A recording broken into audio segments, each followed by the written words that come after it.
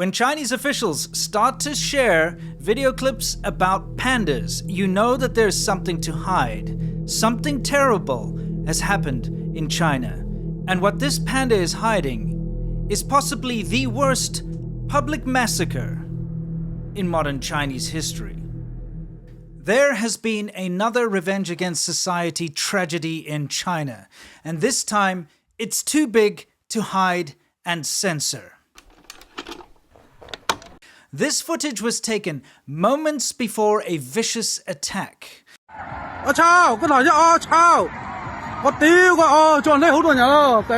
A man drove his Land Rover at high speed into crowds of people, flinging people left and right, injuring 45 people and killing 35. Those are conservative numbers, and quite frankly, it's difficult to trust the official police reports. Especially since they've scrubbed all discussions about this. All videos that were posted have been removed, and only sanitized police reports remain on the Chinese internet. Minders are on site, making sure that foreign reporters aren't allowed access and aren't allowed to film.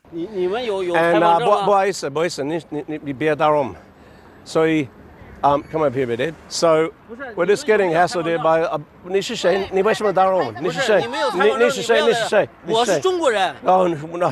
strangers, and then we have this type of thing of the government trying to stop it from happening. No, woman. No, it's on. No, woman, you can...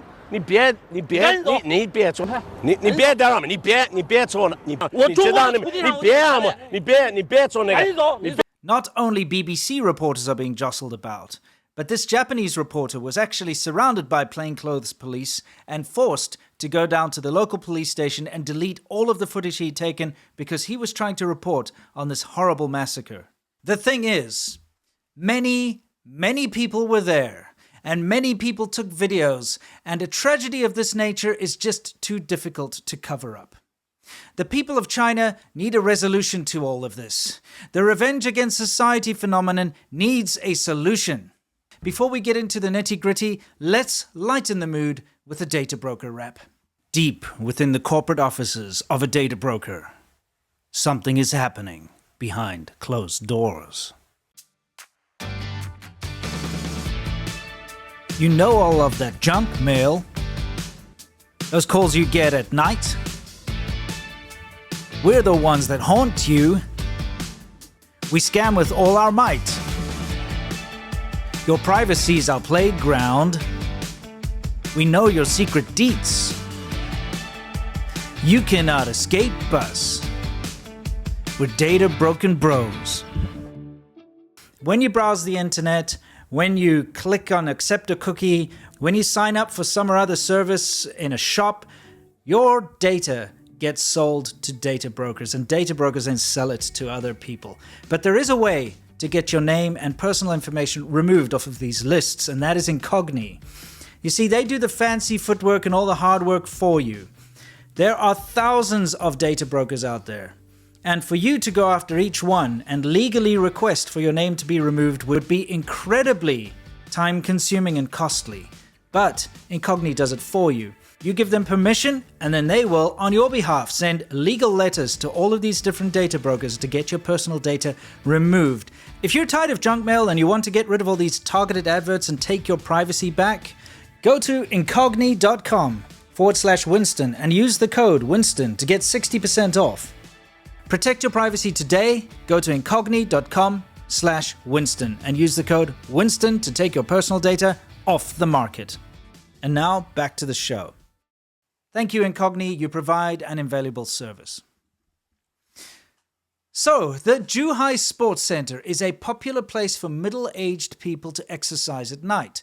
Groups of middle-aged men and women form clubs, which gather nightly to walk, dance, and parade around the sports center, specifically on the path that surrounds the perimeter of its running track.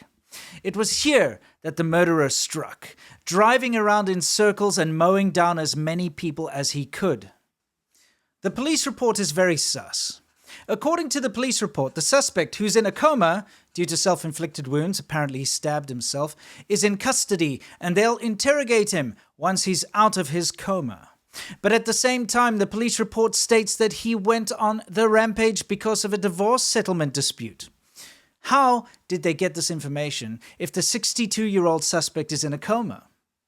It's always difficult to discern truth from downplayed spin doctory when it comes to the Chinese government.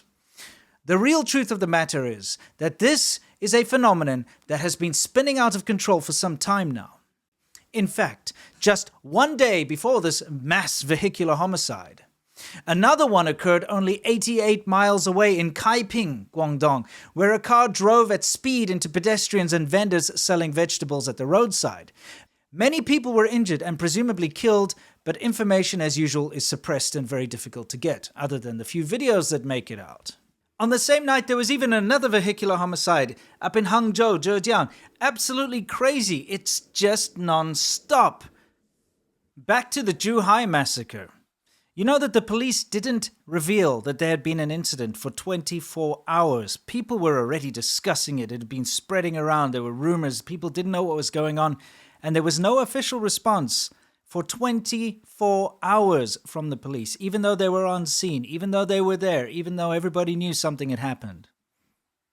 In fact, people were analyzing the Jew High video footage that came out and came to their own conclusion that at least 38 people had died because of the videos where you could see people on the ground and they were putting pins where they thought people had been hit.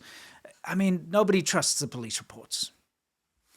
In March of this year, I released a video titled "It's Murder Season in China," where I showed mass vehicular homicides in Beijing and around the country, suddenly all happening at the same time, and at an increased frequency.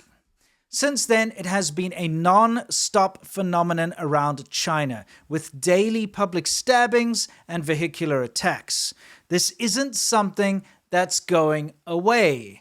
And last week on the China Show, we focused on this, showing you an entire month of these mass revenge against society attacks. Absolutely insane. It's only getting worse, and this time it was so bad that even Xi Jinping was forced to acknowledge it, saying that the perpetrator must be severely punished. He wouldn't have said anything if they'd managed to cover it up properly. These attacks are truly senseless, and innocent members of the public are the targets. China's homegrown revenge against society phenomenon needs to come to an end. A solution must be found, and the only solution I can think of is a combination of allowing people to vent their frustrations legally through things like protests, and allowing them to criticize the government when it has a serious impact on their lives, and of course, introducing some sort of mental health care facilities in China, as what exists is piss poor and basically non-existent. My heart goes out to everyone who has been affected by this and the many other senseless mass murders that have happened in China this year. I hope that by lifting the veil and shining a light on these tragic murders, enough discussion and attention will force a change. Let's talk about this.